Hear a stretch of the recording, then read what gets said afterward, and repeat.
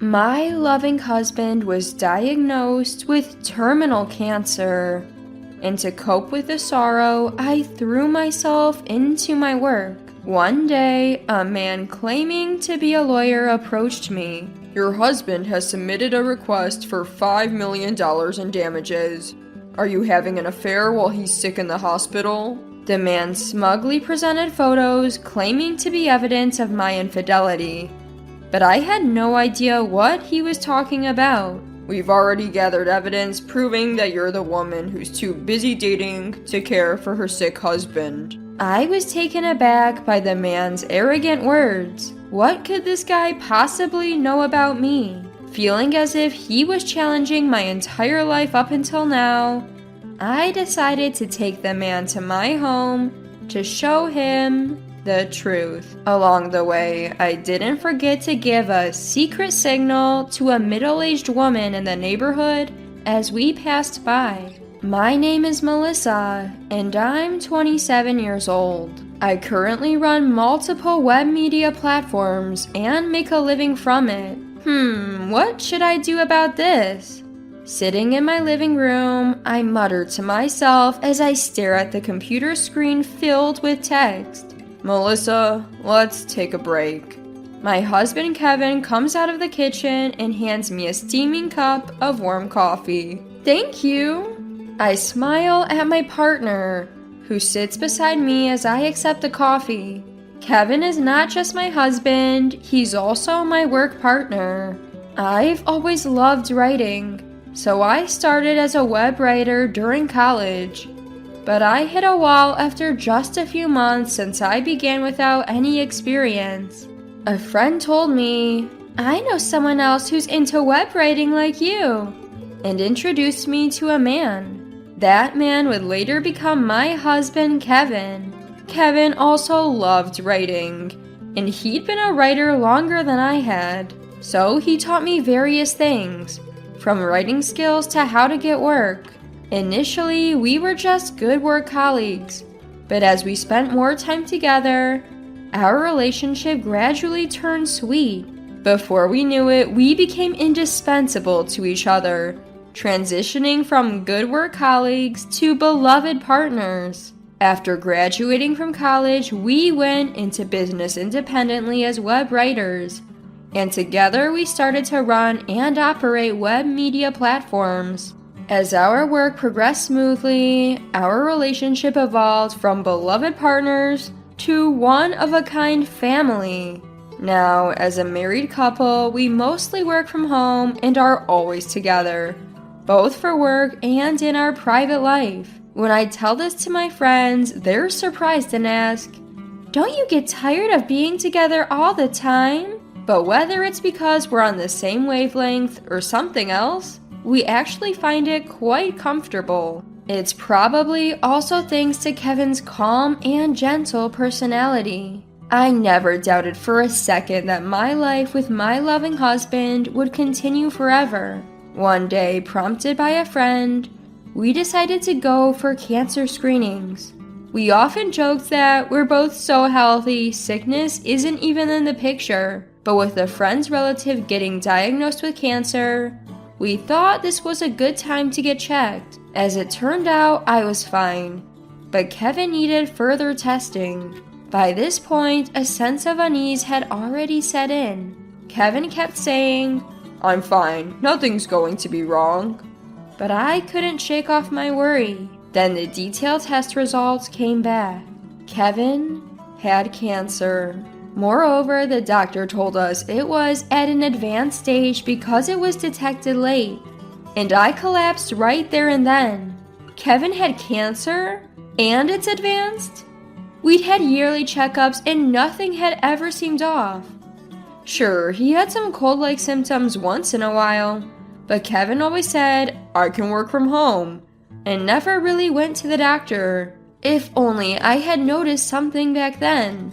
If only I had forced him to go to the doctor. Regrets kept flooding my mind, but then the overwhelming fear that he's going to be gone hits me, and I can't think of anything else. Kevin was admitted to the hospital immediately, and I visited him every day during my work breaks. When I came to see him, Kevin always greeted me with his calm smile. He would even happily ask about the progress of our work that we both put so much effort into. Seeing his face made me think, I have to protect this job no matter what. And even as I wiped away tears, I kept working. But every time I let my guard down, the fear that Kevin might be gone consumed me. To distract myself from the sorrow, I took on a part-time job at a nearby supermarket in addition to our web media work. Days went by like this, and a little time passed. As usual, I visited Kevin in the hospital, finished my shift at the supermarket, and was on my way home. When I get home, I need to do the web work and also clean the house. As I was walking and planning out what to do next, suddenly the world in front of me starts spinning, and I sit down in a panic. What's happening? I feel sick. My vision continues to spin and cold sweat won't stop. Feeling helpless, I sit there and suddenly hear a surprised, "Huh?" A concerned person is hurriedly approaching. A gentle hand is placed on my slumped shoulder, and a kind voice asks, "Are you all right?" Looking up, I see an unfamiliar middle-aged woman looking at me with concern. I'm feeling a bit unwell, but I'll be okay. I mumble, trying to stand up despite my spinning vision. But the woman who catches me says, "Come this way." She almost drags me along to some place. We arrive at a familiar suburban house. Where is this? Gazing vaguely at the house, the woman says, "This is my home. Rest here for a while." She takes my hand and leads me inside. Despite it being our first meeting, her warm hand oddly comforts me, and I follow her in. We sit in the living room, sipping water, and then she encourages me to lie down on the sofa. Even as I close my eyes and take a deep breath, she wets a towel in cold water, wrings it out, and places it on my forehead. She also covers me with a blanket. A little while later, my vision stabilizes and my sweating stops. Slowly sitting up from the sofa, I face the concerned woman and ask, "Can I move now?" I say thank you and then add, "By the way, I realize I never introduced myself. Sorry about that." Upon hearing this, the woman smiles with relief and introduces herself as well. Her name appears to be Laura, and she lives here with her husband. I begin to say, "I also have a husband," but an image of Kevin lying in bed interrupts me. Noticing my hesitation, Laura says, "It's okay if it's hard to talk about it," and asks why I was sitting on the side of the road. Actually, my husband is sick. I slowly tell her about Kevin's illness, which I hadn't even shared with friends, and how I've been overexerting myself with work to distract from the sadness. Laura hugs me tightly as I choke up and finally shed tears, saying, "It's hard, isn't it?" She cries along with me. Later, I find out that Laura's house is very close to mine. What's more, our house is apparently known in the neighborhood as the wealthy couple's house due to its size. Chuckling to myself, I suddenly remember when I used to walk around the neighborhood with Kevin, people would often strike up friendly conversations with us. It feels like things have become distant since Kevin got hospitalized. Laura tells me, "People thought you two had separated and didn't know how to approach you." Through meeting Laura, my days slowly started to change. I get to know the neighbors I'd previously avoided, and we start gathering at our houses for tea. And every time I struggle to watch Kevin's health deteriorate, Laura is always there to touch my hand and encourage me with her warm touch. Then one day, Kevin receives permission for a temporary return home, marking a long-awaited moment. A temporary return home. These words signal the last moments we'll get to spend with Kevin. I decided to make the most of this time and fill it with smiles. So, Kevin, now that you're home, is there anything special you want to do? First thing he says, I'd like to see Laura. While Kevin was hospitalized, I had told him how Laura and the neighbors had been taking good care of me during my daily visits. To fulfill Kevin's wish, I let Laura know we'd be stopping by. On our way, a quick glance at Kevin revealed a certain resolve in his face as he stared straight ahead. We arrive at Laura's, who welcomes us with her ever-present warm smile. She takes Kevin's hand and says, "You really are loved." Her eyes meeting mine as she smiles. Feeling a bit embarrassed, I tell Kevin, well, you know. Our eyes meeting, his face a mix of laughter and tears. During a break in the conversation, as I'm about to head back to the living room from the restroom, I overhear Kevin's earnest voice from the other side of the door. I listen closely and realize he's talking about me. "Please look after Melissa when I'm gone." Hearing those words, I felt a stinging pain at the back of my nose and realized tears were falling.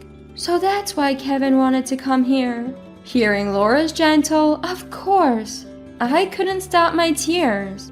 Not much later, my husband Kevin drew his last breath. While I was prepared for it, the sense of loss hit me harder than I had imagined. Laura and our neighbors kept encouraging me during my grief. After some time had passed, a renewed sense of purpose pushed me to resume my career. I even continued my part-time job at the supermarket thinking, I need to keep moving forward. And life went on, just like that for about 2 years. As I finished my shift at the supermarket, stretching my tired body, a voice came from behind. "Excuse me." Startled, I turned around to see a serious-looking man wearing glasses. Did he lose his way? Without much thought, I asked, "Can I help you?" Clearing his throat, the man smiled softly and spoke. "I apologize for the sudden intrusion. I'm a lawyer. You're Melissa, correct? May I speak with you?" A lawyer? What could he possibly want with me? Though I was puzzled, I agreed to listen. Sure. "You see, your late husband Kevin has left you a settlement of $5 million. I was surprised when the man claiming to be a lawyer mentioned Kevin's name. Even more startling was the word compensation, almost causing me to drop the bag I was holding. What? No, there must be some mistake. "Ma'am, we have all the evidence.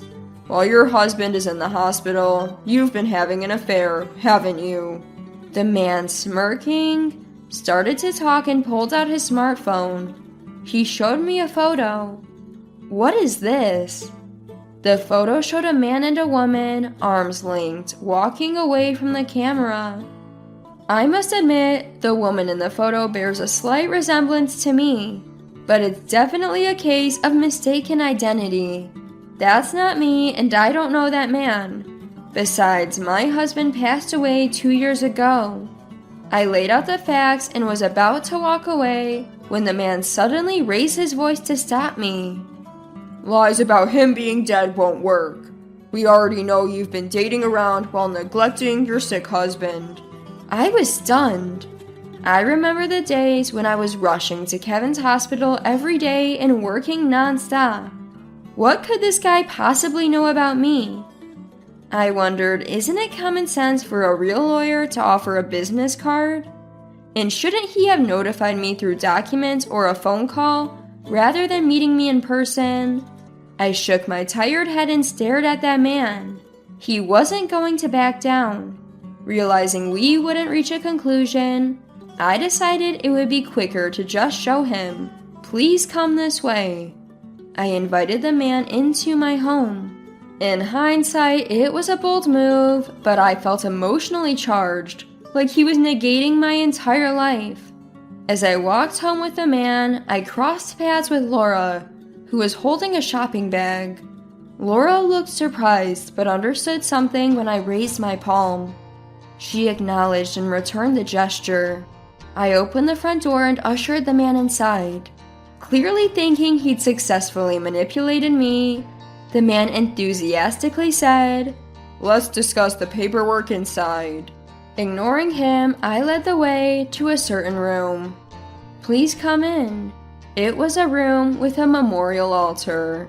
Pictures of a smiling Kevin, back when he was healthy, were displayed on it. "Wait, he really is dead?" "My husband is no longer in this world, so your claim for compensation is simply impossible." Internally, I add, he would never have done such a thing even if he were alive. Noticing a man claiming to be a lawyer out of the corner of his eye, he mutters under his breath with a pale face, "That's not what I heard. This can't be right." He then casually pulls out his mobile phone to check something. I subtly peek at the screen of the mobile phone from behind, and there I see a photo of a vibrant Kevin, taken before his battle with illness. What's the meaning of this? The fact that this man has a photo of my loved one unnerves me, and I speak in a low voice. The man starts talking hastily, as if making an excuse. According to him, he purchased information about me and Kevin, who were known as a wealthy couple in the neighborhood, from a man claiming to be an informant. His intention was to scam us. The information said, the husband of the wealthy couple is in the hospital. The wife is emotionally vulnerable. Moreover, the informant had tried to squeeze more money out of the man by feeding him a lie that your wife is cheating on you, even providing fake evidence photos to back up the claim. "I had no idea he was dead. That guy tricked me." The irony of the scammer himself being scammed leaves me sighing in disbelief. Then the man who had been mumbling to himself stands up straight and looks at me with a creepy smile, saying, "Well, if I'm caught, I'm caught." A shiver runs down my spine, and I break into a cold sweat. Just as the man takes a step toward me, the sound of hurried footsteps comes from the entrance, and a moment later, several officers burst in shouting, "Police!" The tension I'd been unconsciously holding releases, and I collapsed on the spot. Thank God they made it in time. I think back to the moment when I crossed paths with Laura on the street a few minutes earlier. In reality, the hand I'd raised to Laura wasn't just a simple greeting. After Kevin's death, Laura taught me the SOS hand signal, simply a raised palm with a clenched thumb saying, "Even without words, you can say, 'Help me.'" Betting that the signal would get through, I used it. Probably understanding my SOS, Laura must have called the police. Staring at Kevin's photo on the altar, I silently apologize in my heart. "I'm sorry for putting you in harm's way." In the photo, Kevin seems to be smiling as if to say, "It can't be helped." The arrested man, upon questioning, turns out to have committed multiple frauds before and will likely serve a fairly long prison sentence. I also heard that the notorious informant has been caught. A few days later, when I visited Laura's place with a thank you gift, she scolded me. "You shouldn't let a suspicious man into your house." Laura had noticed my SOS and was going to intervene, but decided it was better to let the police handle it. Then she gently taps me on the head, as if to imprint her words, "Kevin asked me to look out for you, so please don't do anything dangerous from now on." At those words, tears well up in my eyes.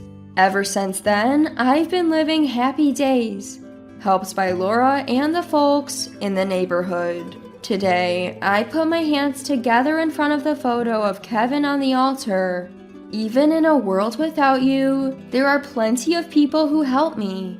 You can rest easy, I whisper to myself. When I gently open my eyes, there's a comforting smile that seems to watch over me. Smiling back, I say, "All right, let's get to work today," and stand up with enthusiasm.